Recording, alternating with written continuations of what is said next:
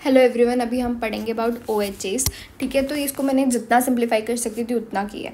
Insulin sensitive insulin secretions and glucose से हमने induce करवाया इंसुलिन का सिक्रीशन या फिर ग्लूकोज के एब्जॉर्प्शन को ही हटा दिया। ठीक है, रीएब्जॉर्प्शन को हटा दिया। अब इंसुलिन सेंसिटिविटी बढ़ाता है, मतलब कि इंसुलिन इज़ देयर, अब उसको हम, क्योंकि डायबिटीज़ क्या होता है, इंसुलिन रेजिस्टेंस के कारण होता है ना, अब हम उसको सेंसिटिव कर रहे हैं। तो हमारी OG ड्रग मेटफॉर्मिन, जो सब लोगों को पता होता है कि मेटफॉर्मिन 500 इतना है, वो है। ठीक है, मेटफॉर्मिन जो होता है ना, वो हमारा ग्लूकोनियोजेनेसिस को हटाता है बाय एक्टिंग ऑन ग्लिसरॉल 3-फॉस्फेट। तो अब वो ग्लूकोनियोजेनेसिस ही नहीं होगा, ग्लाइकोलाइसिस होता रहेगा, तो ग्लूकोज कम अवेलेबल होगा। तो फिर इसने बहुत दिमाग लड़ाया और ये बना दिया। अब इसके साइड इफेक्ट देखते हैं। तो ये लैक्टिक एसिडोसिस कराएगा, B12 की डेफिशिएंसी कराएगा। और कौन कौन कराता है B12 की डेफिशिएंसी? एक हमारा PPI कराता है एंड डाइफिलोबोथ्रम लेटम कराता है। ठीक है, और एक साथ में वेट लॉस कराएगा। तो कोई भी मोटा इंसान है, आप उसको मेटफॉर्मिन दे दीजिए। इसलिए हम अक्सर जो आंटियाँ होती हैं, अंकल होते हैं, जो थोड़े फैट होते हैं ना, ओबीज होते हैं, उनको हम ये मेटफॉर्मिन पे पाए जाते हैं। ठीक है, यानी हम स्टार्टिंग में जब हम दे रहे होते हैं ना, तो मेटफॉर्मिन यूज़ करते हैं, बाद में हम दूसरी ड्रग्स पे जाते हैं। फिर उसके बाद आएगा पायोग्लूटाजोन, ये थायाजोलिडीन डायोन का पार्ट है। ठीक है, ये नाम मतलब फैंसी है। तो ये ना जोन में, अपनी ही जोन में रहती है ड्रग। ठीक है, PPAR गामा एक्टिवेटर है, तो ये अपनी जोन में रहने का मतलब इसके इतने साइड इफेक्ट है ना। जैसे पायोग्लूटाजोन की बात करते हैं, ये कराता है, P को उल्टा कर दो आप, ब्लैडर कैंसर। उसके बाद एक हो गया हमारा रोजीग्लिटाजोन। रोजीग्लिटाजोन ना बहुत प्रिटी है, उसको देख के लोगों को हार्ट अटैक आता है। ठीक है, ऐसे यू कैन रिमेंबर। फिर उसके बाद वेट गेन कराता है ये, साथ में हार्ट फेलियर पढ़ लिया। फ्रैक्चर कराता है, PPI is also do that, fracture वाली चीज़। ठीक है, ये हो गया हमारा। फिर आएगा हमारा इंसुलिन सिक्रीशन। इंसुलिन को सिक्रीशन करवा रहा है, तो मतलब इंसुलिन की तरह काम करा रहा है। इंसुलिन का साइड इफेक्ट क्या होता है? लाइपोडिस्ट्रॉफी होता है, हाइपोकैलेमिया होता है, एंड एक और होता है वेट गेन। तो इसमें हमें वेट गेन मिलेगा। फिर उसके अलावा इसमें सल्फोनाइल यूरियाज आते हैं एंड मैग्नेटेनाइड होता है। सल्फोनाइल यूरिया जो है वो उसकी फर्स्ट जनरेशन होगी, सेकेंड जनरेशन होगी।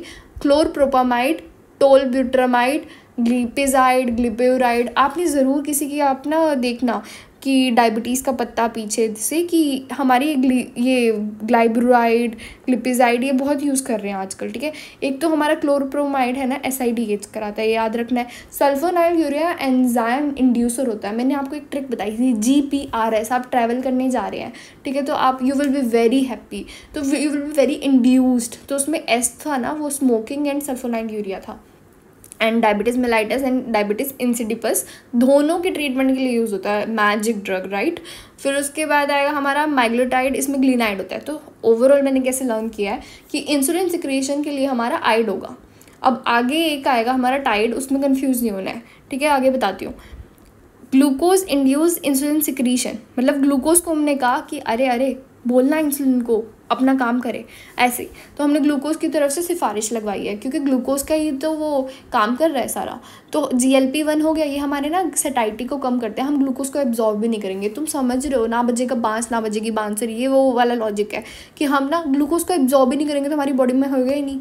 सही बात है ना। तो अब GLP-1 के पीछे हम लगाते हैं टाइड। टाइड वो एक वॉशिंग पाउडर नहीं आता है, आपको ऐसे याद रखना। तो GLP-1 टाइड, किसी ने वॉशिंग पाउडर खा लिया, ऐसा कुछ याद कर लो। फिर पैनक्रियाटाइटिस, इसका साइड इफ़ेक्ट होता है, यूनिक है, मेडुलरी थायराइड कैंसर भी कर सकता है ये। ठीक है, वेट लॉस करवाएगा, और क्योंकि आप ग्लूकोज एब्जॉर्ब ही नहीं कर रहे ना। लेकिन DPP-4 में कंफ्यूज नहीं होना। DPP-4 जो है ना, वो हमारा वो वेट लॉस नहीं कराता, वो वेट न्यूट्रल होता है, ये याद रखना। एंड नेजोफेरेंजियल, ये साइनसाइटिस वगैरह करा सकता है। एंड इसके होता है DPP-4 टिन का डब्बा। तो टिन का डब्बा यू ईट, राइट, हमारे फूड पैकेज आते हैं और एक टिन के डब्बे में आते हैं। तो ये आपको ऐसे याद दिलाएगा कि टिन, जैसे सेक्साग्लिप्टिन, सीटाग्लिप्टिन, लीनाग्लिप्टिन।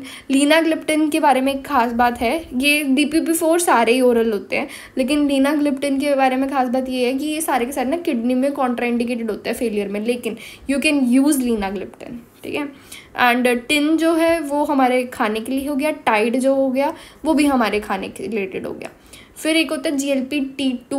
GLP-2 जो होता है ना, वो टेडाग्लिटाइड करते हैं वो हम करते हैं शॉर्ट बाउल सिंड्रोम के लिए, ऑब्स्ट्रक्शन वगैरह के लिए, वो अलग बात है। फिर उसके बाद हम रीएब्जॉर्प्शन को डिक्रीज़ कर देते हैं, हाँ SGLT2 जो होता है ना, ये सेकेंडरी एक्टिव ट्रांसपोर्ट होता है सबसे पहली बात तो, ठीक है। और ये किडनी के अंदर होगा क्योंकि 2 हमारे पास 2 किडनी है। वेट लॉस करवाएगा। फ्लोजिन, आजकल यही चल रहा है, फ्लोजिन लगा होता है, कैनाफ्लोजिन, फ्लोजिन करके। अब इसमें साइड इफेक्ट ये होता है, ये बहुत सारे इन्फेक्शंस को अट्रैक्ट करता है, UTI वगैरह करा देगा, वेट लॉस भी कराता है, तो इट इज़ गुड। CHF में यूज़ कर सकते हैं हम। एंड एक होता है हमारा अल्फा ग्लूकोसाइडेज इनहिबिटर, वो एकार्बोज याद रखना है।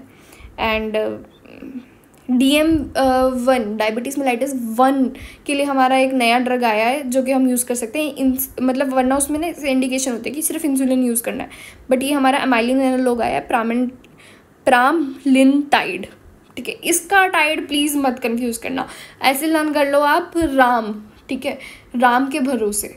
तो डायबिटीज़ मेलाइटिस 1 में हम राम के भरोसे हैं, इसमें भी टाइड आ रहा है। राम धुले हुए कपड़े पहनता है, वॉशिंग पाउडर, इसलिए आ रहा है, but it is not the part of GLP-1, बिल्कुल कंफ्यूज नहीं करना है, ठीक है। एक बार वापस से देख लीजिए, आपको सब याद हो जाएगा। Thank you.